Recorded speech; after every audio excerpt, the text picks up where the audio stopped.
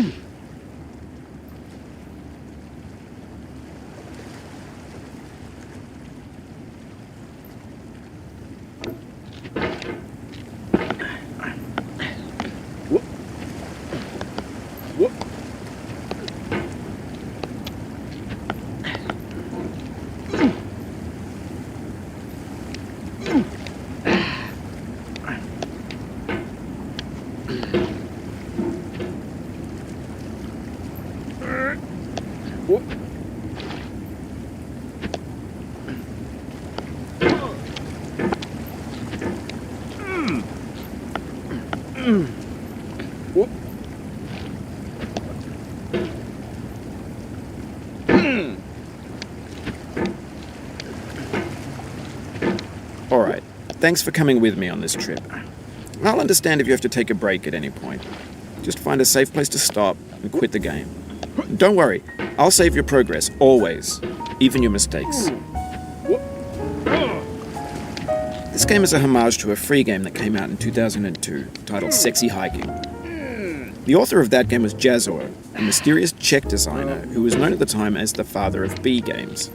And B games are rough assemblages of found objects. Designers slap them together very quickly and freely, and they're often too rough and unfriendly to gain much of a following. They're built more for the joy of building them than as polished products.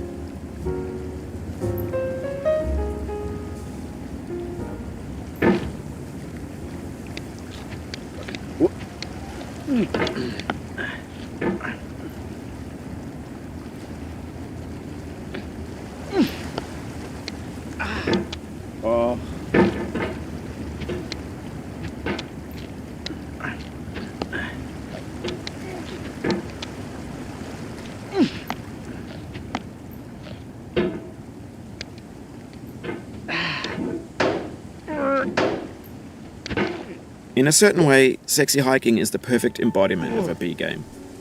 It's built almost entirely out of found and recycled parts, and it's one of the most unusual and unfriendly games of its time. In it, your task is simply to drag yourself up a mountain with a hammer. And that act of climbing, in the digital world or in real life, has certain essential properties that give the game its flavor. No amount of forward progress is guaranteed. Some cliffs are too sheer or too slippery, and the player is constantly, unremittingly in danger of falling and losing everything. Anyway, when you start Sexy Hiking, you're standing next to this dead tree that blocks the way to the entire rest of the game. It might take you an hour to get over that tree, and a lot of people never got past it. You prod and you poke at it, exploring the limits of your reach and your strength, trying to find a way up and over. And there's a sense of truth in that lack of compromise. Most obstacles in video game worlds are fake, you can be completely confident in your ability to get through them once you have the correct method or the correct equipment or just by spending enough time. In that sense, every pixelated obstacle in Sexy Hiking is real.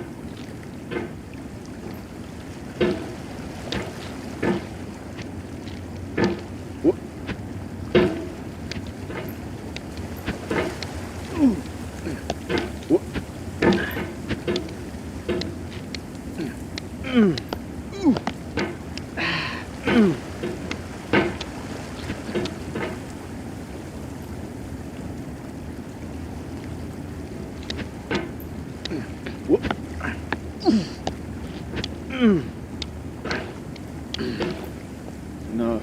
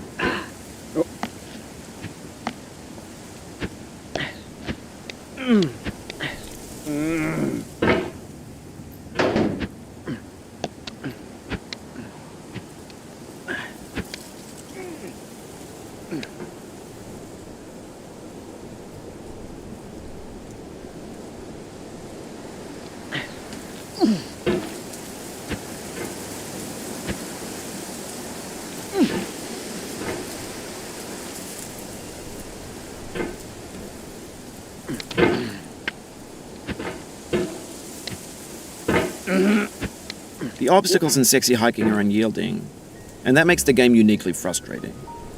But I'm not sure Jazzuo intended to make a frustrating game. The frustration is just essential to the act of climbing, and it's authentic to the process of building a game about climbing. A funny thing happened to me as I was building this mountain. I'd have an idea for a new obstacle, and I'd build it, test it, and it would usually turn out to be unreasonably hard. But I couldn't bring myself to make it easier. It already felt like my inability to get past the new obstacle was my fault as a player rather than as a builder. Imaginary mountains build themselves from our efforts to climb them, and it's our repeated attempts to reach the summit that turns those mountains into something real.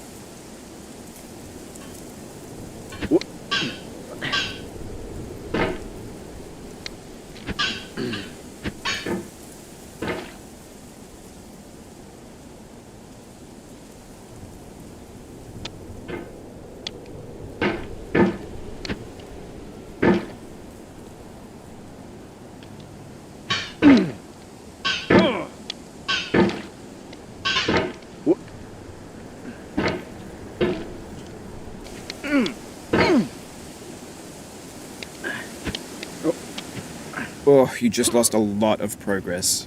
That's a deep frustration, a real punch in the gut.